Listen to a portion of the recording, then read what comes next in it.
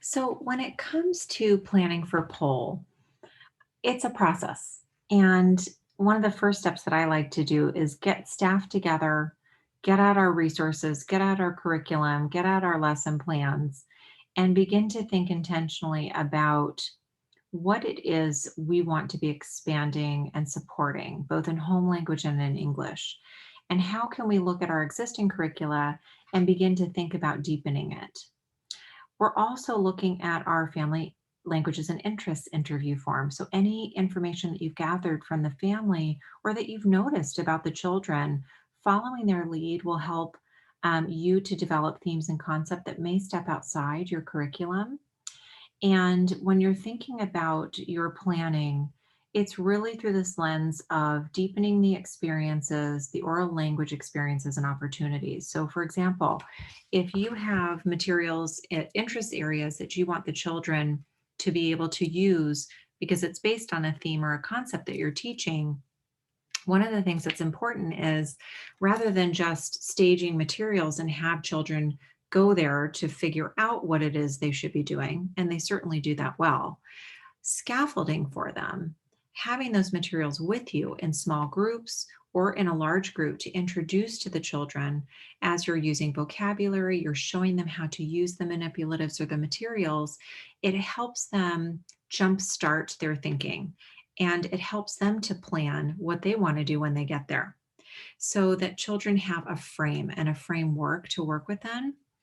and that they have guidance and that they have vocabulary to start off with so that when they go off to centers and interest areas, as they're engaging and they're remembering the stories that they've been hearing, they're remembering the pictures, they're remembering the words, they're remembering the songs and chants, they're hearing the intentional message over and over. It's all of this intentionality and planning that help the children know what to do when they're working in independent interest areas or centers, indoor, outdoor. And that's where you can be listening to their thinking, helping to guide it and shape it, and helping to frame language for them and deepen and extend and enrich their language or remind them of vocabulary.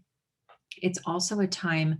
for you to draw the connection from home language to English. So, again, if you're not speaking the language of the children, have those keywords in mind or have a list with you. It's perfectly okay, or charting on the wall. Things that are accessible to the children and to you will help you to be able to, again, frame language and experience for them. And then all the planning that goes into what are children doing in this unit, how are they exploring and engaging, comes from that advanced preparation as you're thinking really strategically about how the environment's shaped and how your instructional supports will enhance their use and practice of language and how they will make meaning,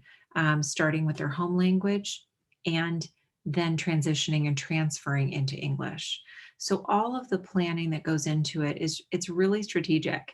and it is supposed to be integrated and built from the good work that you're already doing, the ways that you're already conducting read alouds or having small group activities around vocabulary. It's really enhancement. And so, ways that we have more opportunity to think